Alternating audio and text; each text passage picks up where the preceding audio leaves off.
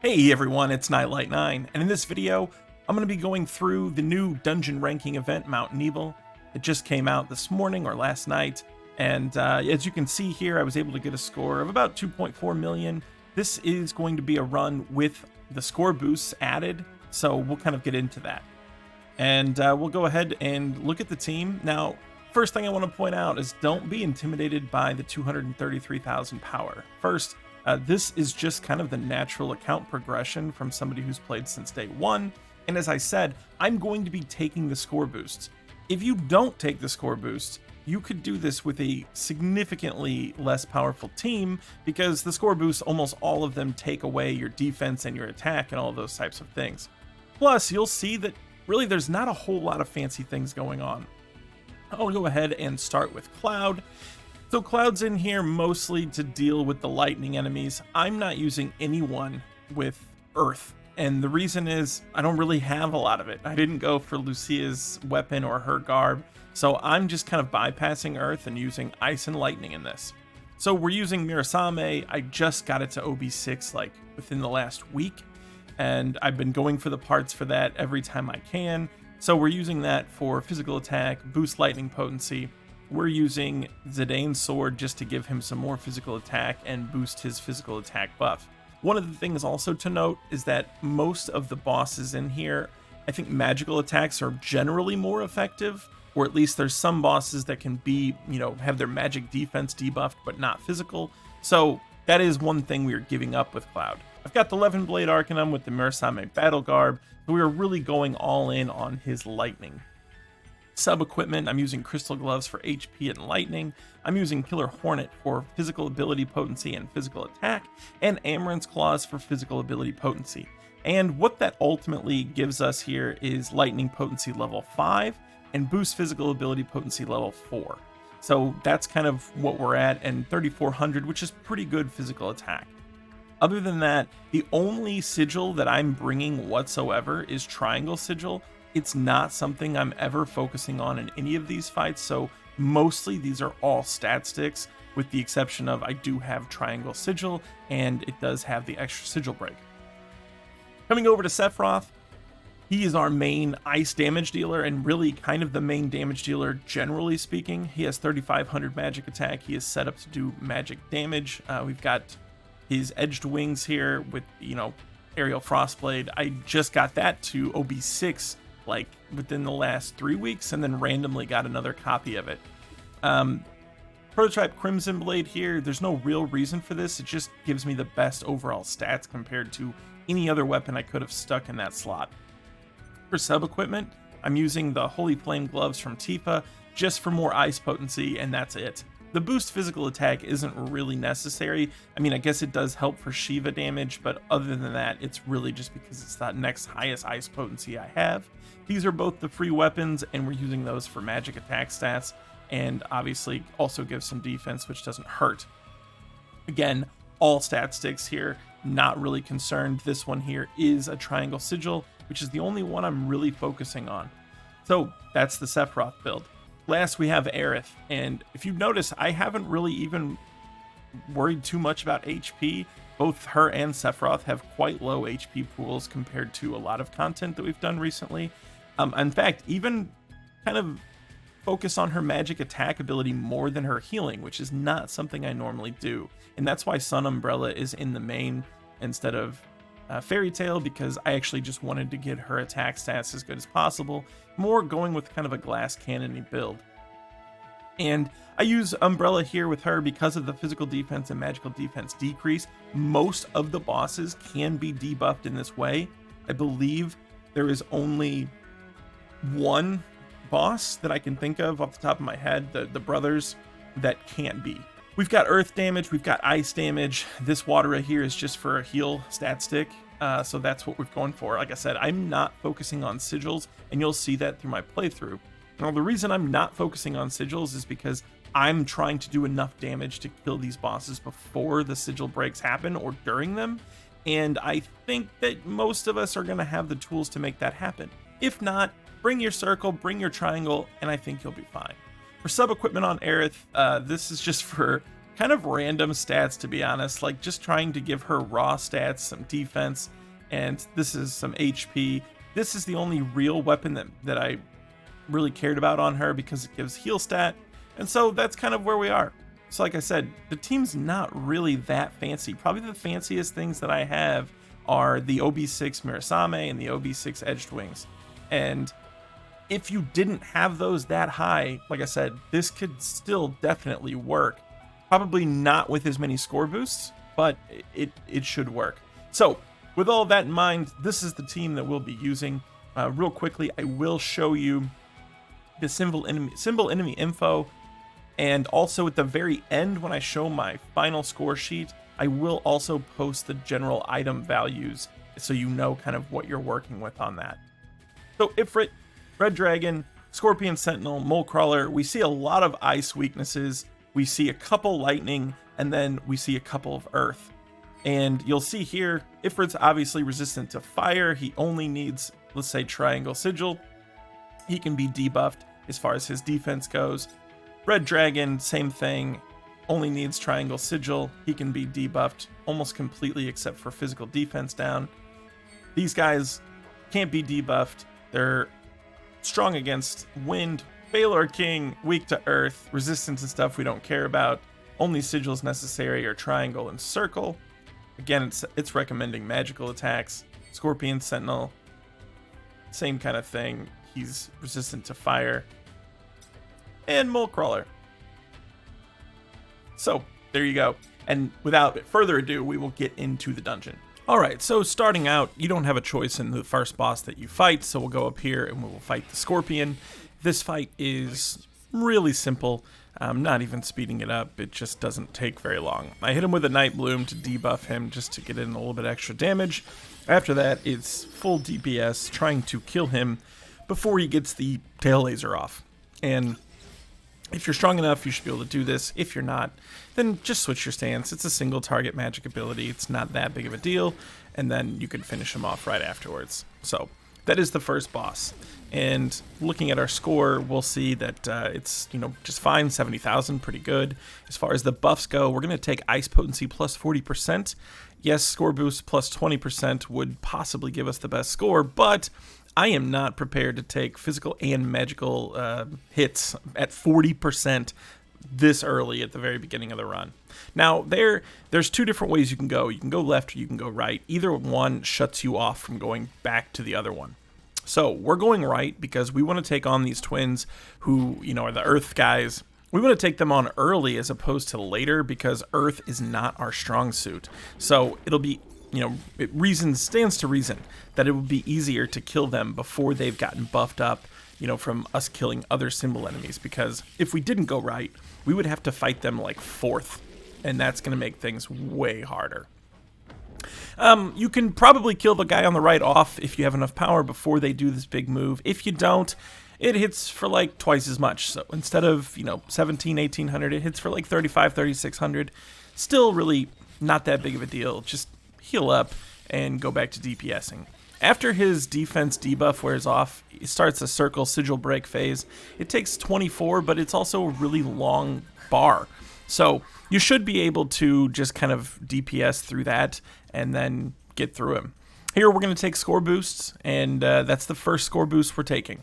Alright, now that those guys are out of the way, we will proceed to the right and to these rocks that don't really look like they can be kicked through, but indeed they can. Come down here, get your blue chest, then come back up here, get your yellow chest, and then there is a fight that's going to happen right afterwards. And I'm going to show that fight, even though it's an add-on fight, because I actually had considerably more trouble with these guys than you would think. And there's actually going to be one more fight just like this after we finish all of the bosses, and it's even harder. So I'm showing these because they can really sneak up on you. It's another one where the dogs, every time they hit you, they're poisoning you, and the poison is hitting really hard. So I'm showing that because you want to kill those dogs, but also heal. If you try to get through it without healing, you will really risk dying. Okay, on to the next boss, Balor King. Here's another one that's Earth, and he's going to be the last one that we're really worried about. Double Night Bloom him, that's the strategy I'm using. And you notice also he has got a buff to physical defense. Again, why I told you at the beginning that magical attacks seem to be a little bit more effective throughout this dungeon. Now this water surge, it hits pretty hard. I actually last minute tried to get off a healing wind, but apparently the game didn't think I clicked the button early enough, so we're taking it to the face, and Aerith almost dies. 63 HP. Yeah, so just know that I think depending on your stats, that thing hits for like 35 to 3600 damage. So if you can tank that, then you're fine, but if not, you'll want to make sure that you got everybody healed up enough. After that, again, he's pretty easy to take down. You can kind of ignore the summons. 64,000, not a bad score. Here we're going to take score boost again, and now if you're paying attention, that's physical attack, magical attack debuffed by like 40%, I believe. Or maybe the other one was defense, I don't quite remember. But here we are in the next boss, Mole Crawler, and this is lightning. This is pretty much what we set Cloud up for the entire time. So we're going to try to debuff him as much as possible. Again, you will notice though that you can only debuff his magic defense, cannot debuff his physical defense. Kind of seeing a theme here.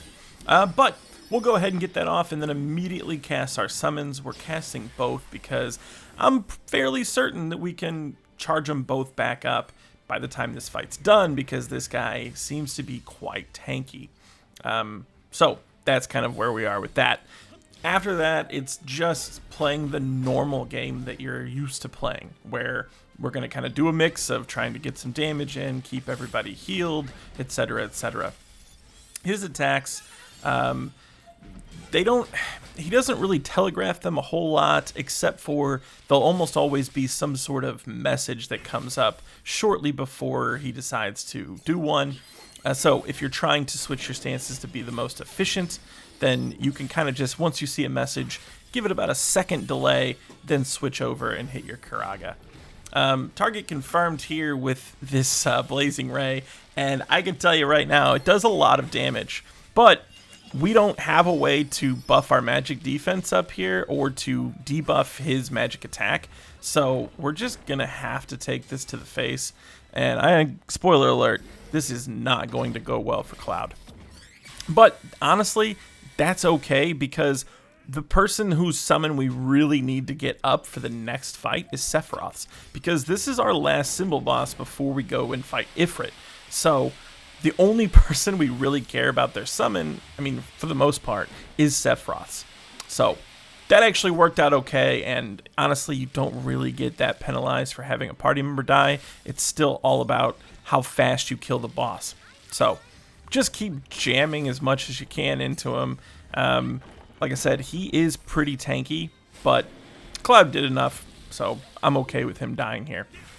And after, 4 or 5, I don't know, countless aerial frostblades later, we finally get him down. This is going to be a score that we're not extremely proud of. 51,000. It's definitely a far cry from something like 70, but it will do. And now we get our last buff. Here, we're going to have to take score boost one more time. And now that we're done with that, the first thing I'm going to do is go to the items, hit that cottage, and get everybody a lot of HP. Why? Because this next add-on fight is insane. I honestly believe it's stronger than nearly all of the other bosses that we have fought so far. And you'll see this here. I'm trying to hold on to stuff and, keep things ready for Ifrit. However, on the previous run, I died to these guys, and I had all 3 members with, I would say, more than half HP when I came into it, but not full, and I tried to be greedy. I tried to save my limits. Here, I'm literally using Aerith's limit because I didn't have a Kuraga up in time, and they're just hitting really insanely hard. Like, if you look at this, the attacks that these guys are doing are hitting for like 1,200 a shot.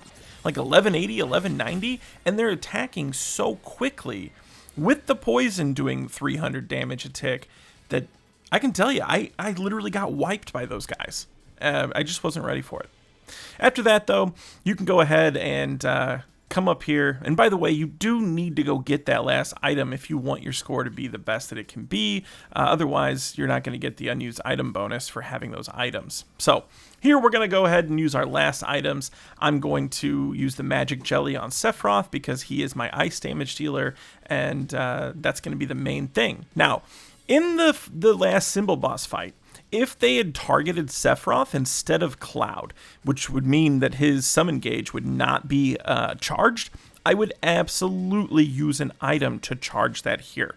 I would even charge it all the way to full. I think it's that big of a deal because we want to be able to kill these bombs so that we don't have to deal with them, because Ifrit does a lot of damage. Kind of like that last add-on fight. He does a lot of like medium-sized hits in very quick succession. So we're going to Night Bloom. We're going to try to get as many of that off as I can, just to make sure that Diamond Dust does a lot of damage. After I saw, though, how much Ifrit was hitting me for, I thought, you know what, I think just one debuff is good enough. I wanted to stack it, but I was starting to get a little bit worried about my HP, because as you can see, his regular physical attacks here, they're hitting for more damage than I'm normally used to. And so, like right there, that was 1,878 damage.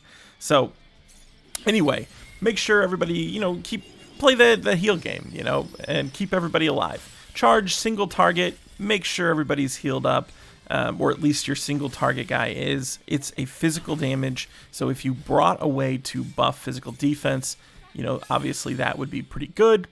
But at the end of the day, I think you likely can survive that. I mean, it's 3,000 damage. That's not anything unheard of, or anything that's, I guess, worth worrying too much about.